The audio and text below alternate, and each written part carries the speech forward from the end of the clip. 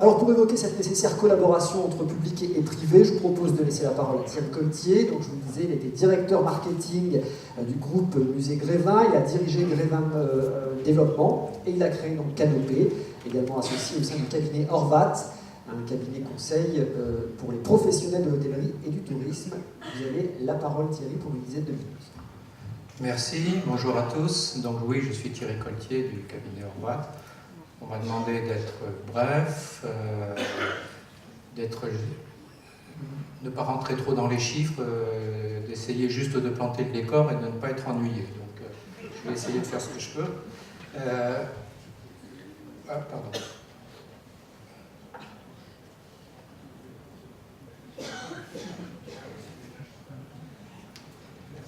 Je ne suis pas chanteur de carrière.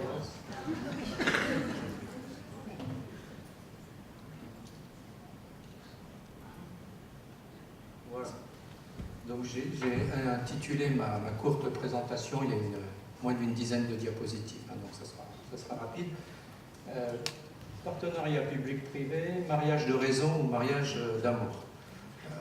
Jugé par la teneur des échanges de la salle plénière ce matin, on est plutôt résolument dans le mariage d'amour et c'est tant mieux. Maintenant, on verra que ça n'a pas forcément toujours été le cas.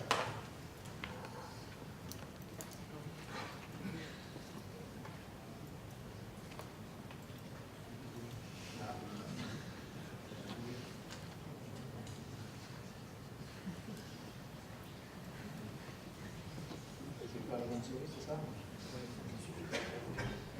C'est là où... Ah d'accord, tant pour moi. Le décor du tourisme a suffisamment été brossé ce matin. Rappelons simplement que c'est un secteur où traditionnellement l'intervention publique est forte, notamment dans sa dimension aménagement. Vous êtes un territoire de montagne, vous savez à quel point le développement des stations de montagne doit à l'initiative et à l'encadrement public, à l'État stratège, à l'État visionnaire. Mais c'est aussi un secteur où les opérateurs privés sont multiples, nombreux, de plus en plus structurés. On verra tout à l'heure parmi les intervenants de cette salle que ces opérateurs sont maintenant en général aussi intervenant à l'export et dans le monde entier, et qu'on est dans le domaine souvent de l'industrie lourde, c'est-à-dire que les investissements à financer sont très coûteux et doivent s'amortir dans le temps, impactent les paysages, il y a un conflit parfois avec l'environnement, il y a des arbitrages à prendre et ça influence aussi nos modes de vie. Voilà, on a mis des images de stations de montagne et notamment, on a évoqué ce matin le train de la Mure. Partenariat, pourquoi faire? Le champ de la démarche partenariale est large lui aussi. Il couvre pas simplement le tourisme stricto sensu, mais on retrouve aussi dans la pratique sportive, qui peut avoir bien sûr une implication, une activité avec le tourisme. De plus en plus également aussi dans les grands équipements culturels, dans les zéniths, les salles de spectacle ou également par exemple les grands équipements aquatiques. Donc on voit que l'aménagement touristique génère des champs de partenariat qui sont larges. On verra, et on les évoquera sans doute dans l'échange tout à l'heure, que bien sûr le partenariat ne saurait se limiter à la réalisation de grosses infrastructures. C'est aussi un partenariat d'exploitation, un partenariat d'activité et de gestion. Alors, un partenariat, pourquoi faire? Pour concevoir. Déjà, souvent, la collectivité fait appel à de l'ingénierie, à du conseil, délègue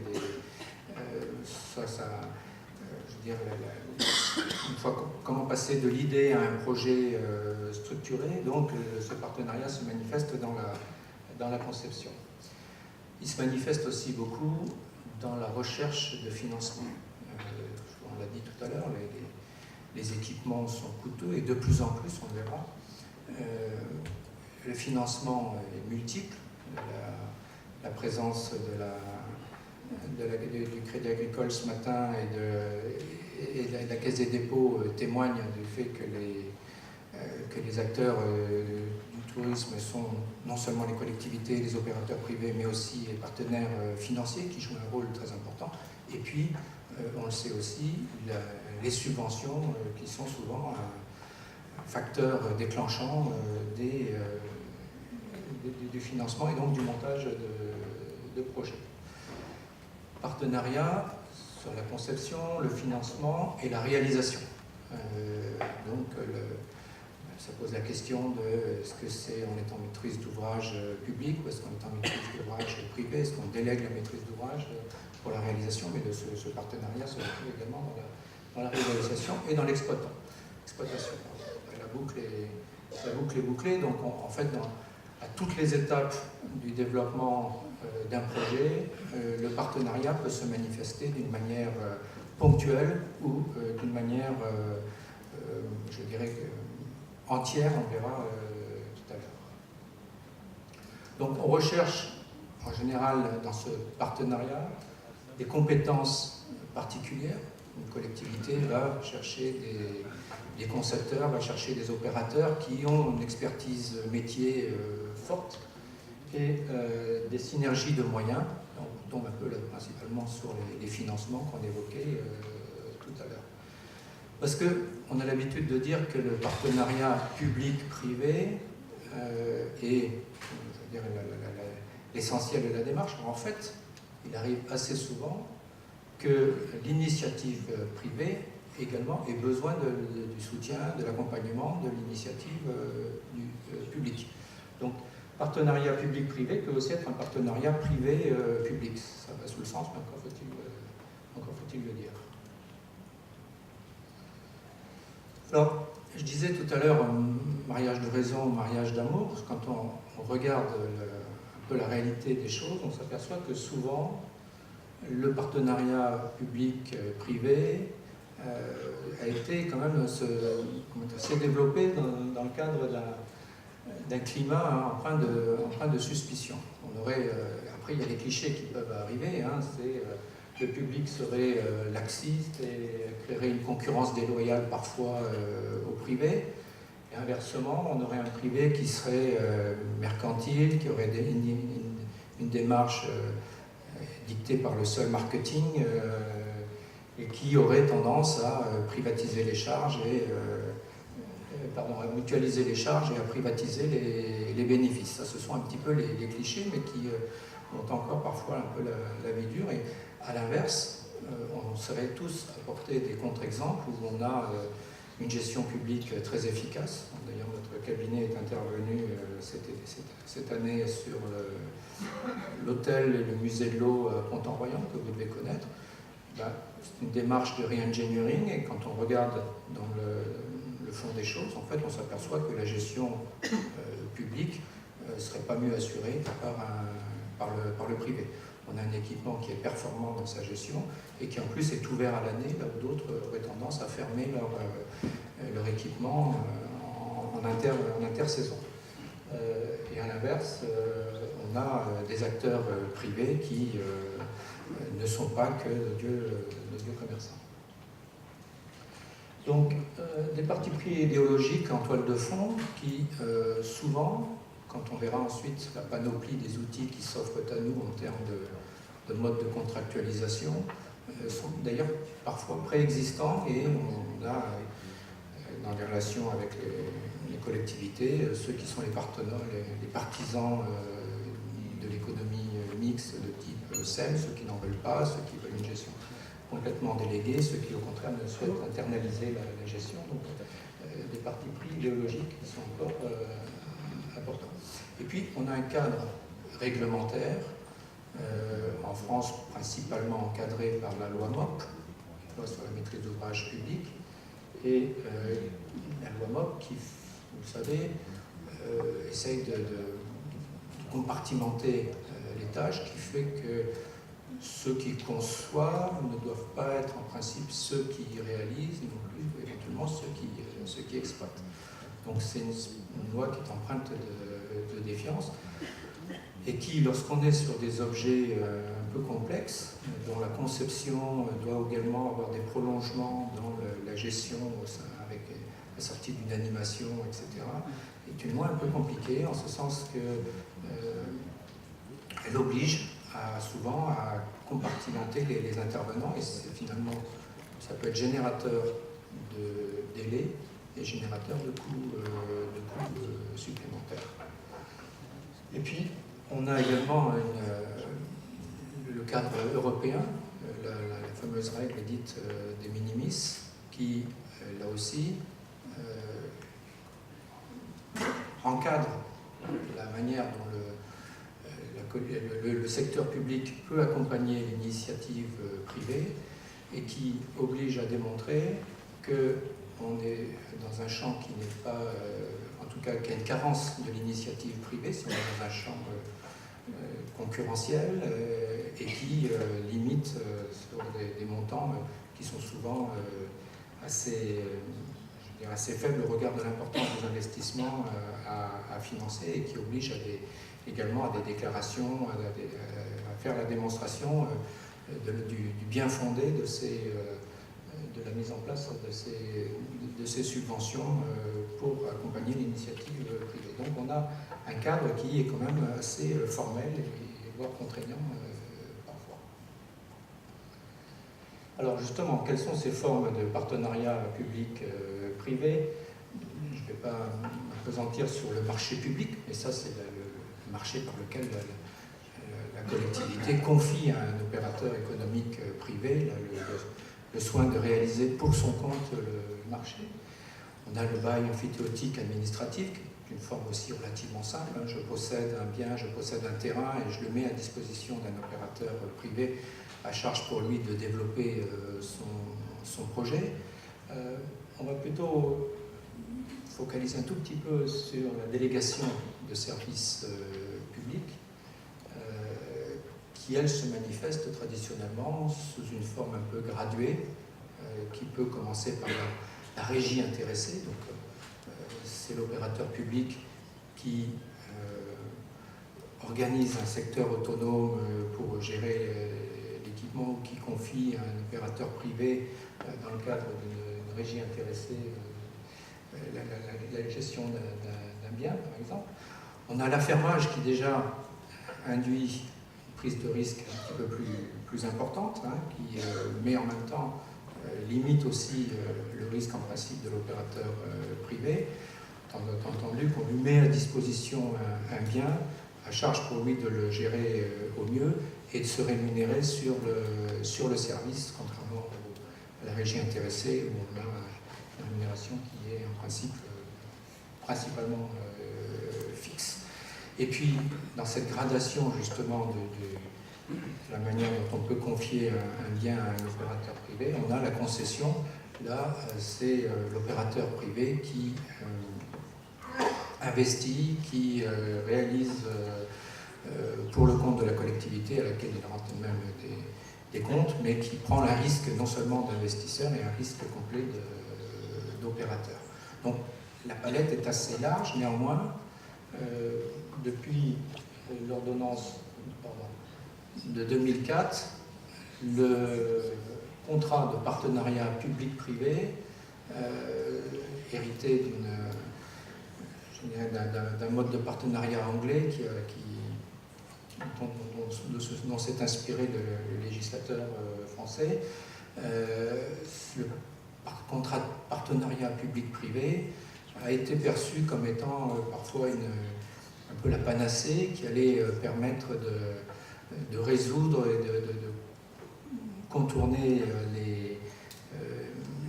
les inconvénients ou les rigidités des autres modes de financement et d'exploitation. En 2 mots, et on ne va pas faire un cours de droit, mais dire juste que c'est un régime qui est dérogatoire. Déjà, on est censé le mettre en œuvre que dans la mesure où il est justifié à la fois par une complexité qui doit se démontrer, qu'il est justifié éventuellement aussi par un caractère d'urgence, et puis qu'il doit présenter un bilan favorable par rapport aux autres modes de partenariat entre le public et le privé qu'on a évoqué précédemment. Et en 2012, on a remis une couche, on a imposé à l'opérateur public la nécessité d'une évaluation préalable sur ses finances publiques, en essayant de pallier une suspicion selon laquelle on ferait porter aux générations futures, ou en tout cas on repousserait des échéances financières qui pourraient être impactantes sur les finances publiques. Donc il y a un bilan qui doit être fait pour justifier la mise en place d'un contrat de partenariat public.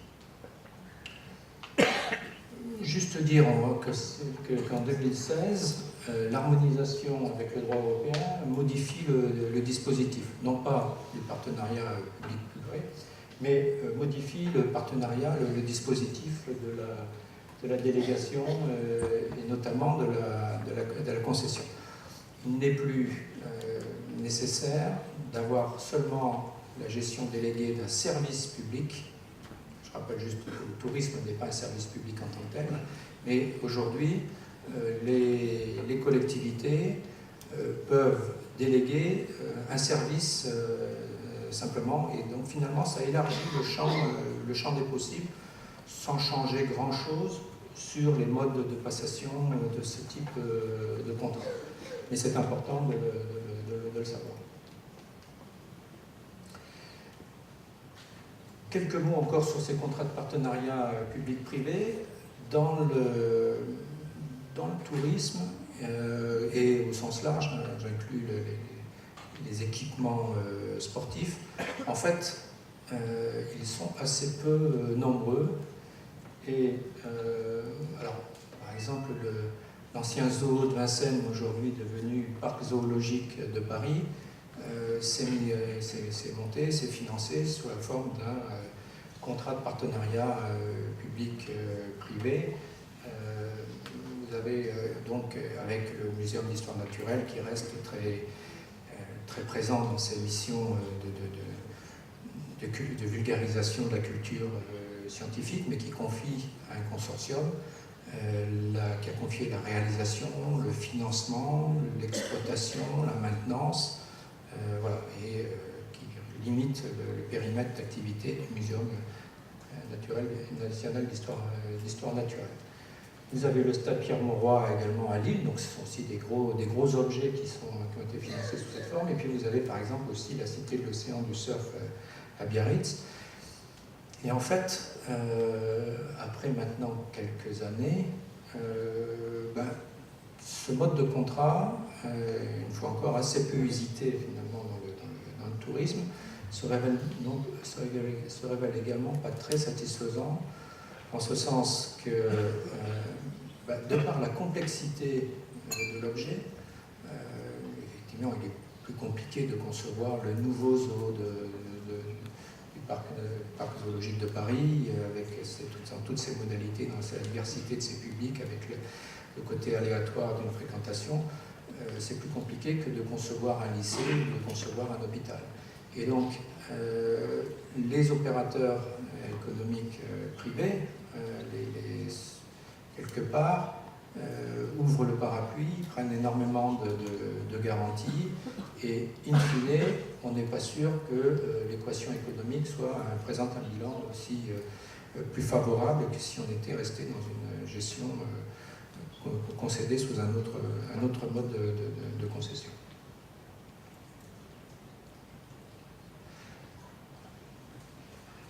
Alors,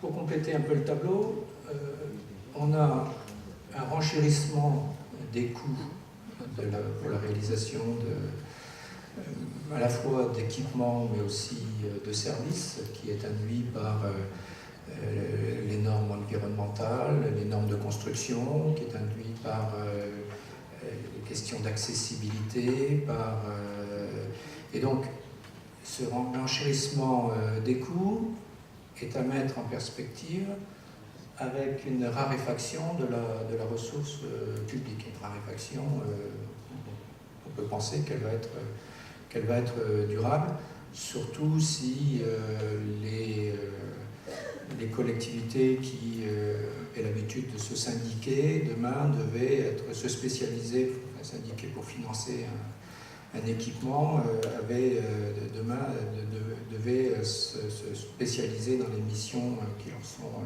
leur sont définies. Donc, renchérissement des coûts et raréfaction de la ressource publique. On constate aussi un recul de la loi MOP au profit de solutions clés en main.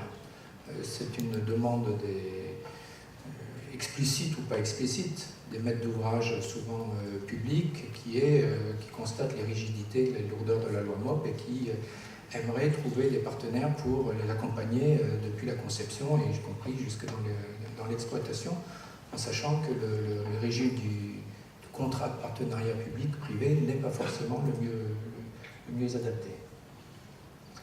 On a également une tendance que chacun peut constater dans le tourisme à l'élaboration de concepts de plus en plus hybrides qui réunissent des acteurs d'univers différents. Notre cabinet travaille actuellement sur un concept autour du e-sport, autour de l'univers du jeu vidéo et du numérique.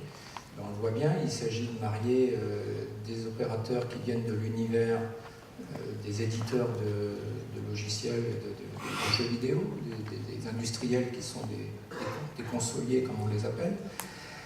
Il s'agit aussi d'avoir des lieux dédiés pour accueillir ces équipements permanents, donc ça renvoie soit des foncières de centres commerciaux qui peuvent être intéressés ou des opérateurs, des acteurs publics qui ont des fonciers disponibles. Ça renvoie aussi à la nécessité d'intégrer l'exploitation et d'associer des médias. Voilà. Donc il faut mettre autour de la table tous ces gens-là et donc les concepts sont hybrides.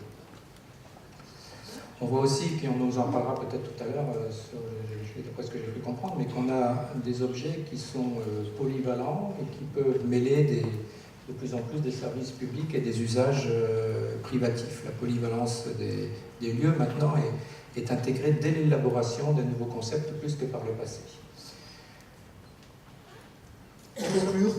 Pour conclure, tout ça pour dire qu'on est sur un territoire encore d'opportunités et qu'on peut imaginer que l'initiative va trouver des formes qui vont contourner un peu ce cadre que j'évoquais tout à l'heure. J'ai pris l'exemple du centre aquatique qui a ouvert l'hiver dernier à Courchevel, Aquamotion, qui est un gros équipement. On peut en penser ce qu'on en pense, mais c'est un gros équipement financé sur fonds publics et confié en délégation de service public à un opérateur privé. Mais dès le départ, le projet a été conçu pour qu'à côté d'un investissement public soit réalisé un gros investissement privé, un hôtel, en l'occurrence financé par un opérateur privé, une opération complètement privée, mais conçue dès le départ pour un fonctionnement le plus harmonieux possible entre l'un et l'autre, qui finalement, au bout du compte, va créer un concept global, original, pour une activité de congrès, pour une activité de séjour avec un pôle de fitness et de bien-être. Voilà, les dernières recommandations, c'est la dernière diapo. Mener une réflexion stratégique en amont, c'est un bureau d'études qui vous le dit, mais on a tout à fait intérêt à vraiment réfléchir dès le départ, à savoir où on veut aller, comment on veut le faire, etc. Et trop souvent, on part sur l'objet lui-même sans que cette réflexion ait été commise. Impliquer les partenaires le plus tôt possible, ça c'est également vraiment une des clés du succès durable d'une opération, c'est qu'être associé dès le départ à l'élaboration du concept pour un gestionnaire. Privilégier un partenariat équilibré pour une relation durable gagnant-gagnant. Parfois la collectivité peut être quelque part dans une posture où elle a de nombreux concurrents et puis finalement essayer de proposer quelque chose qui, au bout du compte, se révélera pas durable parce qu'il faudra revenir procéder à des avenants. Donc on a intérêt dès le départ à essayer de bâtir une relation vraiment gagnant-gagnant. Et puis dépasser la défiance et envisager le partenariat comme un territoire d'opportunités, ce que je venais de vous évoquer. Je vous remercie de votre attention. Merci Thierry Colty.